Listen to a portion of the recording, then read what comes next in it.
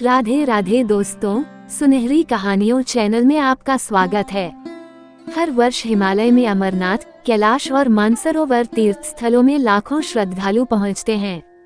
सैकड़ों किलोमीटर की पैदल यात्रा करते हैं। क्यों? शिव के प्रिय अधिक मास अथवा आषाढ़ पूर्णिमा से श्रावण मास तक की पूर्णिमा के बीच अमरनाथ की यात्रा भक्तों को खुद से जुड़े रहस्यों के कारण और प्रासंगिक लगती है।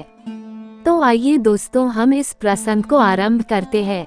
माँ पार्वती ने महादेव से पूछा, ऐसा क्यों है कि आप अजर हैं, अमर हैं, लेकिन मुझे हर जन्म के बाद नए स्वरूप में आकर फिर से बरसों तप के बाद आपको प्राप्त करना होता है। जब मुझे आपको पाना है तो मेरी तपस्या और कठिन परीक्षा क्यों?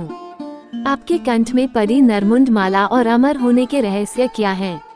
महादेव ने पहले तो देवी पार्वती के उन सवालों का जवाब देना उचित नहीं समझा, लेकिन पत्नीहट के कारण कुछ गूढ़ रहस्य उन्हें बताने पड़े। शिव महापुराण में मृत्यु से लेकर अजर अमर तक के कई प्रसंग हैं, जिनमें एक साधना से जुड़ी अमरकथा बड़ी रोचक है, जिसे भक्तजन अमृतत्व की कथा के रूप में जानते हैं।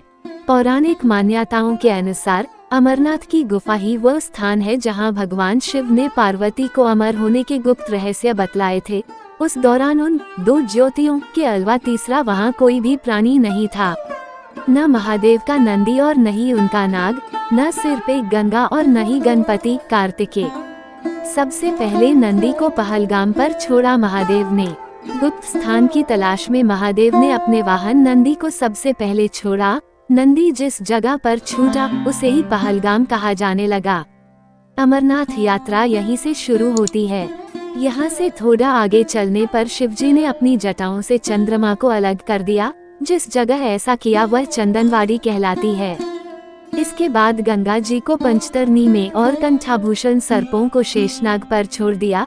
इस प्रकार इस पड़ाव का नाम शेषनाग पड़ा। अगले पड़ाव पर गणेश छूटे। अमरनाथ यात्रा में पहलगाम के बाद अगला पड़ाव है गणेश टॉप। मान्यता है कि इसी स्थान पर महादेव ने पुत्र गणेश को छोड़ा। इस जगह को महागुना का पर्वत भी कहते हैं। इसके बाद महादेव ने जहां पिस्सू नामक कीड़े को त्यागा, वह जगह पिस्सू घाटी है। और शुरू हुई शिव पार्वती की कथा। इस प्रकार महादेव ने अपने पीछे जीवनदायिनी पांचों तत्वों को स्वयं से अलग किया। इसके पश्चात पार्वती संग एक गुफा में महादेव ने प्रवेश किया। कोई तीसरा प्राणी यानी कोई व्यक्ति, पशु या पक्षी गुफा के अंदर घुस कथा को न सुन सके, इसलिए उन्होंने चारों ओर अग्नि प्रज्वलित कर दी। फिर महादेव ने जीवन के गूढ़ रहस्य की कथा शुरू कर दी। कथा सुनते सुनते सो गई पार्वती, कबूतरों ने सुनी। कहा जाता है कि कथा सुनते सुनते देवी पार्वती को नींद आ गई। वह सो गई और महादेव को ये पता नहीं चला, वह सुनाते रहे। ये कथा इस समय दो सफेद कबूतर सुन रहे थे और बीच बीच में गूं गूं की आवाज निकाल रहे थे। महादेव को लगा कि पार्वती मुझे सुन रही हैं और बीच बीच में हुंकार भर रही हैं।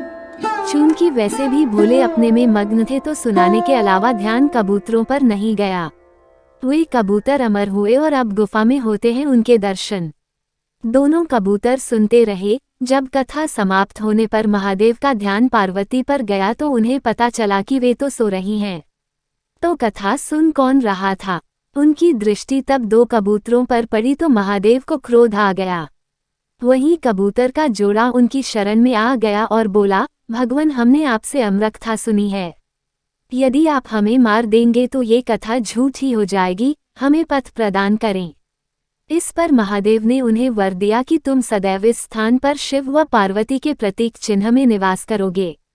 अंततः कबूतर का ये जोड़ा अमर हो गया और यह गुफा अमरकथा की साक्षी हो गई। इस तरह इस स्थान का नाम अमरनाथ पड़ा। मान्यता है कि आज इन दो कबूतरों के दर्शन भक्तों को होते हैं।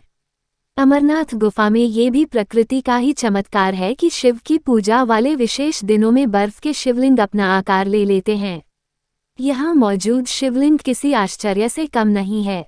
पवित्र गुफा में एक और मां पार्वती और श्री गणेश के भी अलग से बर्फ से निर्मित प्रतिरूपों के भी दर्शन किए जा सकते हैं। अगर आपको ये कथा पसंद आई तो चैनल को लाइक, शेयर और सब्सक्राइब करें। धन्यवाद।